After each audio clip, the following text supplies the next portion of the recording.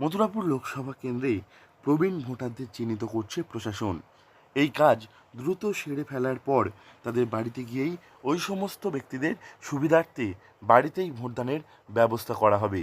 মথুরাপুরে এমন একটি ভোটারকে চিহ্নিত করা গিয়েছে, তার নাম দেবরানী হালদার, যার বয়স 109 বছর। সম্প্রতি বিএলও সহকারে বিডিও অফিসের একটি প্রতিনিধি দল তার বাড়িতে গিয়েছিলেন। আপনার এই এলাকার মধ্যে একজন 109 বছর বয়স্ক ভোটার রয়েছে।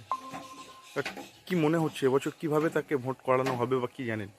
ওরা তো বাড়িতে এসে ভোট নিতে যেতেই পারবে না। যেতেই পারবে না। না। আপনি নিশ্চিত করেছেন এটা 109 বছর বয়স? হ্যাঁ, কোথায় জানিয়েছেন? 12D করতে হবে। 12D ফর্ম ফিল করে। এটা কি ভিডিওতে জানিয়েছেন? হুম। আপনার মা হ্যাঁ, আগে ভোট দিতে যেতে পারতেন, হ্যাঁ, এবারেই প্রথম বাড়িতেই ভোট দেবে? শুধুমাত্র মথুরাপুর 1 নম্বর ব্লকে 984 জন প্রবীণ ভোটারকে চিহ্নিত করা গিয়েছে। তাদের কিভাবে ভোটদানে সহযোগিতা করা যায় সেই দিকটি দেখছে প্রশাসন।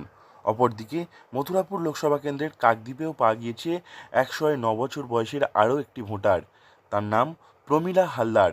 109 বছরের প্রমীলা দেবী কাকদ্বীপ বিধানসভার সবচেয়ে প্রবীণ ভোটার হিসেবে চিহ্নিত হয়েছেন।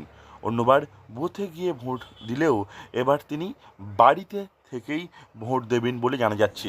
এদের মধ্যে সবচেয়ে বেশি বয়স্ক যাকে দেখা যাচ্ছে প্রমীলা হালদার, সূর্যনগরের বাসিন্দা।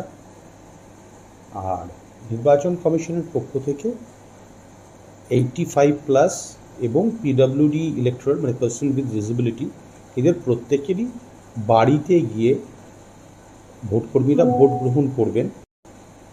সুতরাং বলাই বাহুল্য যে এদের ক্ষেত্রেও সেই একই ব্যবস্থা হচ্ছে। মথুরাপুর লোকসভা কেন্দ্রের প্রত্যেকটি ব্লকেই এই কাজ চলছে।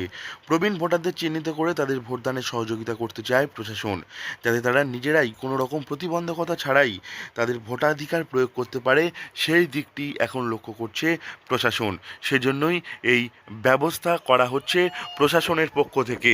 মথুরাপুর লোকসভা কেন্দ্রের সবকটি ব্লকেই প্রবীণ ভোটারদের চিহ্নিত করা হচ্ছে। তাদের মধ্যে যারা একেবারেই ভোট কেন্দ্রে যেতে পারবেন না, তারা একটি নির্দিষ্ট ফর্মের মাধ্যমে আবেদন করছেন। এরপর সেই ফর্মের গুরুত্ব বিবেচনা করে তাদেরকে বাড়িতেই ভোটদানের ব্যবস্থা করবে প্রশাসন।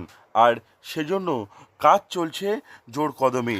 দক্ষিণ 24 পরগনা থেকে নবাব মল্লিকের রিপোর্ট, লোকাল 18 বাংলা।